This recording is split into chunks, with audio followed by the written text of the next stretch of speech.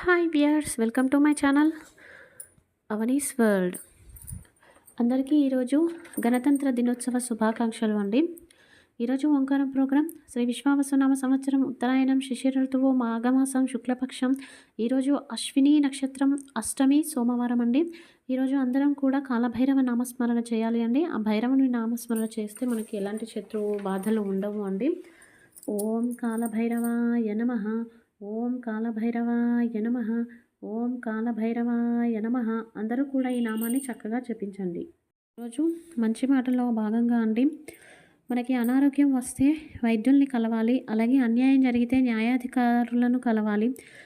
అలాగే మనసు బాధపడితే దేవాలయానికి వెళ్ళి దేవాలయంలో కాసేపు కూర్చొని మన బాధనంతా భగవంతునికి అప్పచెప్పి రావాలి.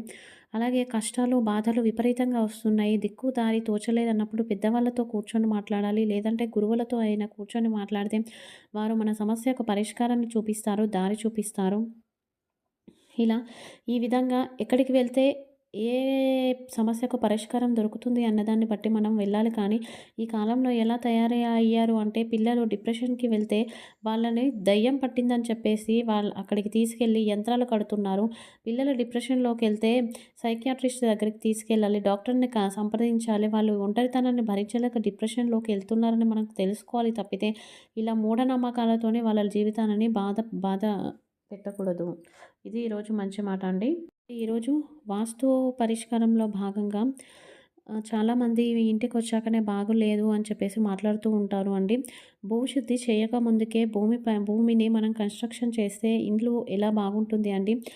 మీరేం చేస్తారు అంటే, పునాది తీయక ముందుకే ఒక మంచి రోజున ఒక అడుగు స్క్వేర్ షేప్లో, అంటే లెంత్ డెప్త్ విడ్త్ అన్నీ కూడా సమానంగా ఉండేట్టుగా పునాదిని మీరు తవ్వి మట్టి తీసి మళ్ళీ మట్టి పూడ్చండి. అలా మట్టి పూడిస్తే ఏదైనా ఎక్కువ మట్టి మిగిలిందనుకోండి, అప్పుడు ఆ జాగ మంచిది, మీరు అక్కడ ఇల్లు కట్టుకుంటే వృద్ధి చెందుతారు అని అర్థం.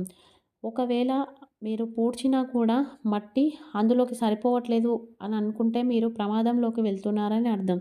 ఇది పూర్వకాలంలో పెద్దవారు చెప్పేవారండి. ఇలా మీరు చెక్ చేసుకోండి. ఇక దేవాలయాల నీళ్ళలో కానీ వీధిపోటు వచ్చే ప్రదేశంలో కానీ ఇల్లు నిర్మాణం అస్సలు ఎట్టి పరిస్థితుల్లోనూ చేయకూడదు.